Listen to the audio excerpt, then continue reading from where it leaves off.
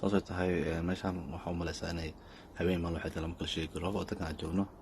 laakiin waa sababtoo waa habeen maxaa sababay qorax soo ma jirto bil ma jirto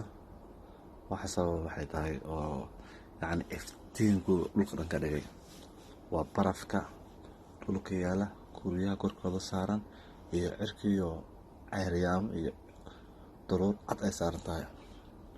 wixii baa isku dhacay iyo nalalkii iyo xaaf magaalada waxay ka dhigeen markaa habeenna maaha maalin maaha waa inta u dhexaysa calaa kulli xaal cajiib mararka qaar waxaan iraadaa niyo meesha ay joogto dunida maaha miya ma meel kale waxaa joogtaa dunida ka baxsan ilaha ku wadaashatay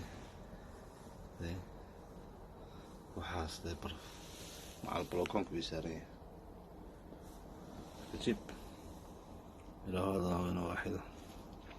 waddankaa kasoo tagnay meel la siisto u maleema inay dunida jirto ilaa waddankaa noo dejiyo. Assalaamu calaykum.